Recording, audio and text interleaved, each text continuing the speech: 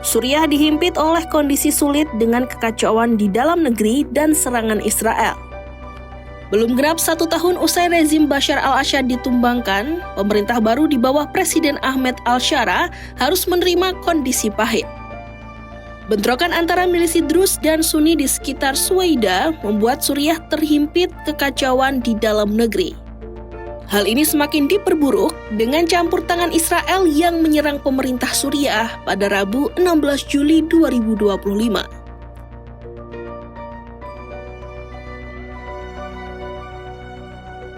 Pakar Suriah di Heinrich Böll Foundation, Bente Scheller, mengatakan bentrokan Suwaida tampaknya disebabkan oleh konflik kepentingan kelompok-kelompok penduduk yang berbeda.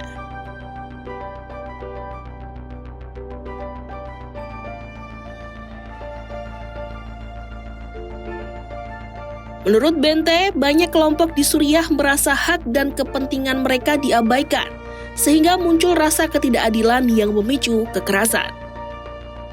Ia menambahkan di Suwaida, konflik identitas dan kejahatan termasuk penyelundupan narkoba semakin memperburuk situasi. Meski tidak secara terbuka memihak, pemerintah Suriah saat ini dinilai terlalu pluralistik untuk mengendalikan semua aktor lokal. Bagi sebagian orang, jika kekerasan terus dibiarkan, konflik antar agama kemungkinan besar akan terus berlanjut.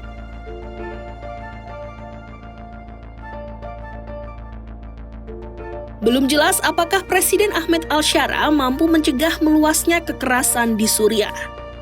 Pada Mei dan Juni 2025, Amerika Serikat dan Uni Eropa mencabut sanksi terhadap Suriah meski tetap menuntut perlindungan bagi kelompok minoritas. Namun, serangan bunuh diri di gereja Kristen Damaskus pada akhir Juni yang menewaskan 25 orang menunjukkan tantangan besar dalam memenuhi harapan tersebut. Komunitas Kristen mendesak perlindungan lebih, sedangkan sebagian mempertimbangkan untuk meninggalkan negara itu.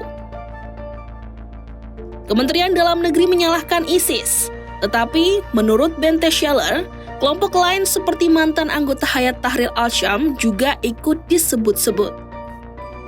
Presiden al-Shara yang merupakan mantan pemimpin HTS dinilai mudah mengalihkan tanggung jawab ke ISIS.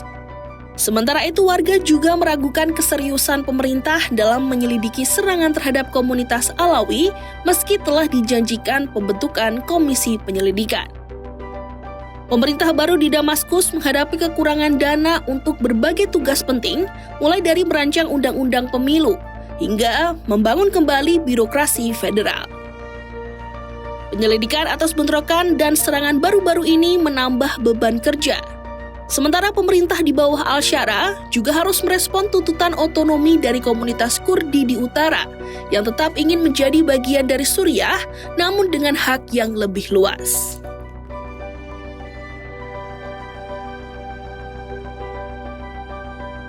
Suriah menarik pasukannya dari kota Suwaida untuk menghindari perang terbuka dengan Israel.